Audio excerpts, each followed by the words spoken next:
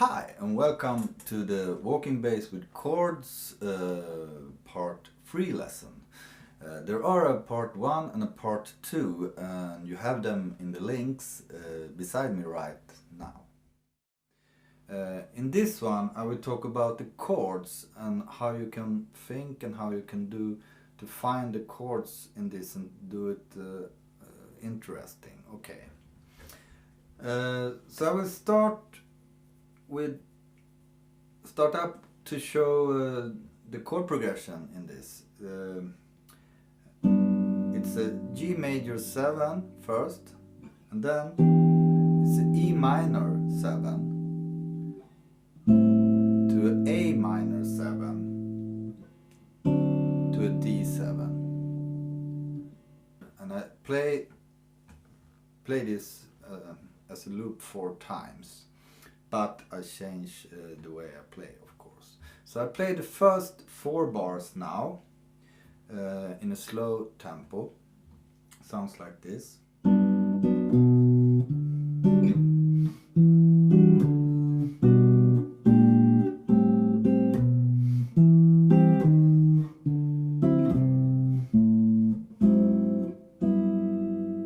Okay. So I will not talk about every tone here or exactly how I play, but I will mainly talk about the chords and how I play the chords and the shape of the chords and how I think in that. The first chord is G major 7. It's a quite standard chord. It looks like this. And then the bass line goes here, and then you have this chord. I can recommend to use the open string as much as you can. It sounds great in my ears. Just this chord. You have this dissonance here, and when you put it together with the bass line, it sounds like that. So, and then it's chromatic up to the E minor 9th, and here I color the E minor 7 chord with the 9th. So you have the root, minor 3rd, minor 7 and the 9th tone here.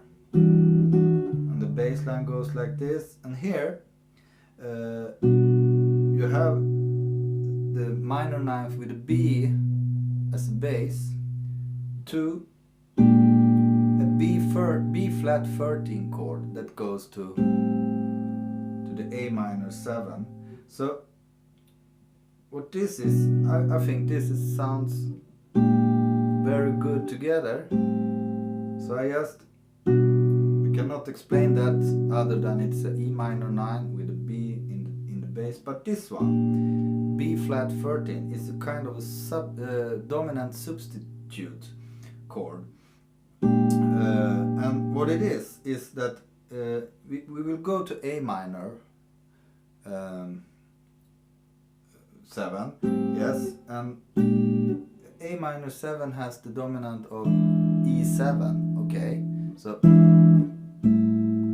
that's the dominant tonic, okay, and if you color the E7 with a raised 9 here, the typical Jimi Hendrix chord, it sounds like that. And if you change the root tone to a B flat, you have the B13 chord, and that's the substitute to the E7 chord, a dominant substitute, and it works well to dominant to A minor 7 chord that comes later. So it's like this. Yes. And then the bass line goes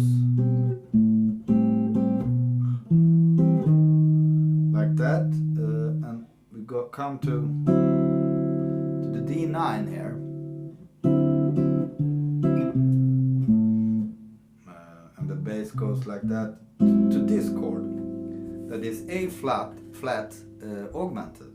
So it's an A flat augmented chord, augmented, the 5th is raised, A flat 7 augmented. And that's a substitution for for the D9, because D9 is the dominant to the G major 7. You can hear that. Dominant, tonic, okay. And if you change the root to an A flat, a tritonus from the D, it's the same here. E, B flat, E, and you get the substitution there. And here you have D9 to A flat, and it will be a flat 7 augmented chord that goes to the G major 6th chord in this case. Here, so it sounds like this.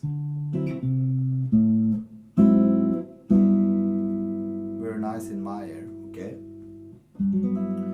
So then it's the next 4 bars, sounds like this.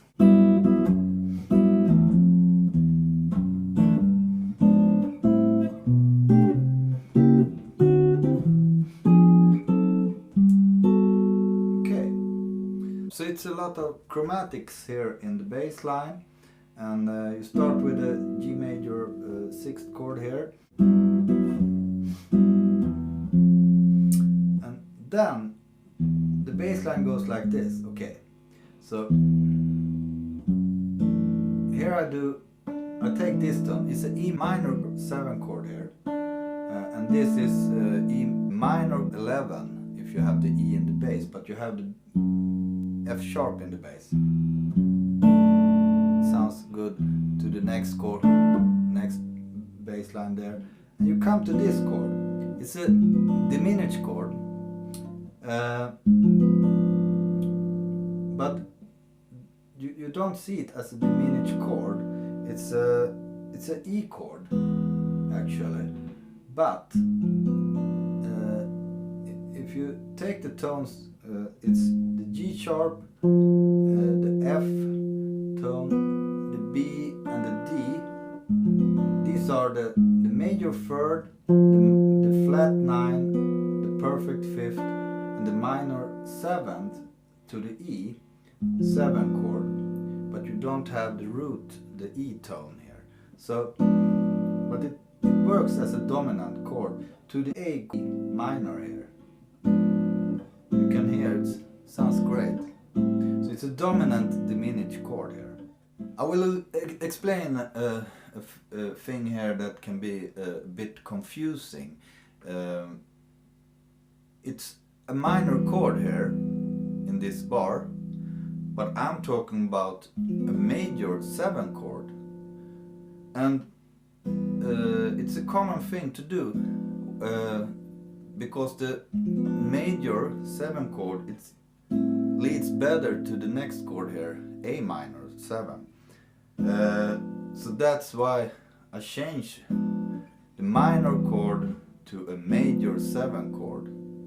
And as long as it sounds good and it works in context, you can do that.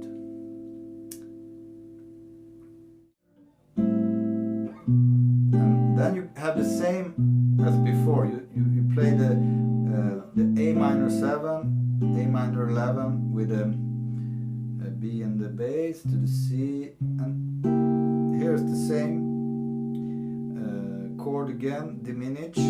Okay, so it's a C sharp diminished here, but you see it as a A 7 chord. You have the major 3rd, the flat 9, the perfect 5th, and the minor 7th to the A chord, but not A, not the root, non-root, no root to the chord, but it leads great to the D that comes after that. And here we have the D9. Okay, and I do a kind of a melody tones here. So I go up to the suspended chord here.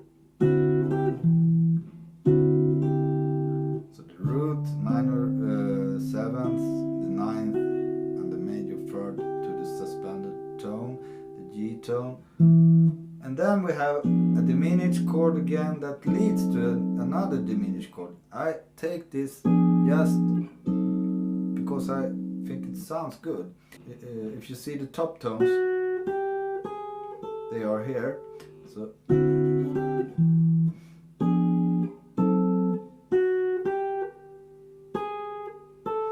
I thought this chord leads great with that top tone to the next diminished chord here. And this one is dominant diminished to the G major 9 that comes later here. So it's a D chord, D7 chord, and F sharp diminished, dominant diminished. In my, I used to say dominant diminished because it's a dominant, okay.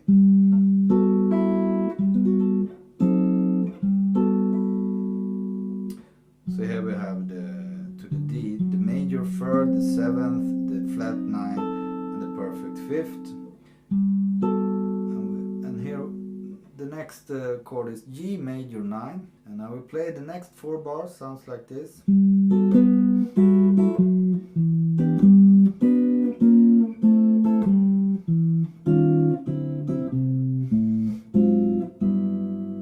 Okay, so up here, major 9, the 9th on the top here, and then I take the major third there in the bass and play this chord. I use the open string here. So you have this chord, G major 9 with the 6th here. The bass goes like that, and then it's A minor 7. Bass to the minor third, and here I change the chord to B minor 7 or B minor to B flat minor to A minor, and I think that sounds good. Okay.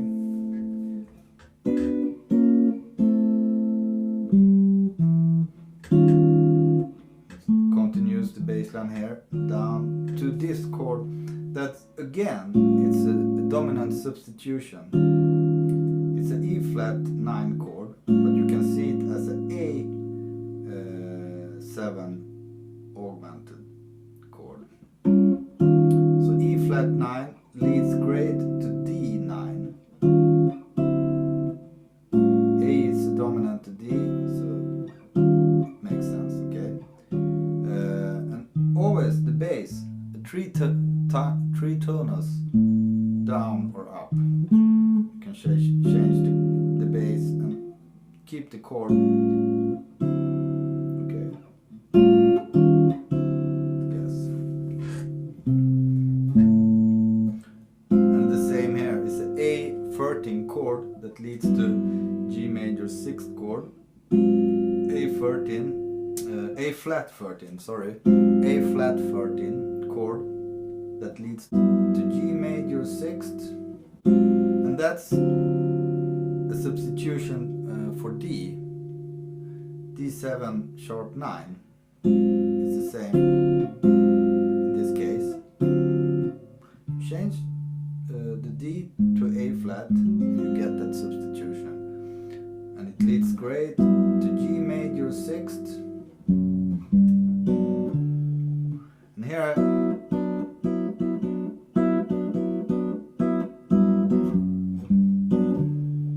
yes. And up to E minor 9 again. And here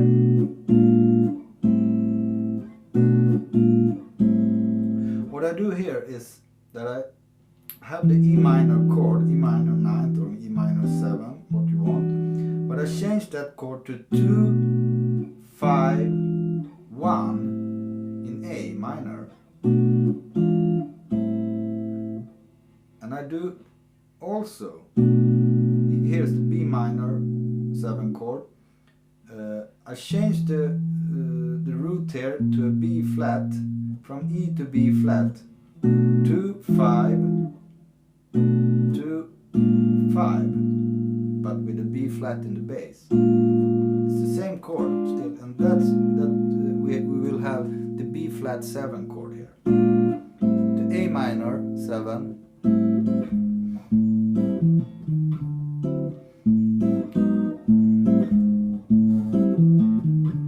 Here I do a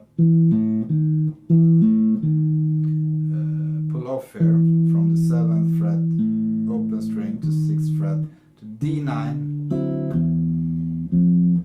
and it finished with a F sharp 13 chord that leads straight to the G major 6th chord. Okay.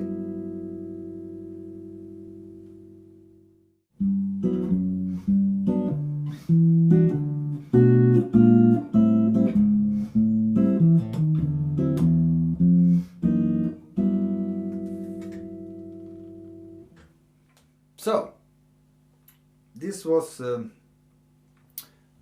my thinking with chords in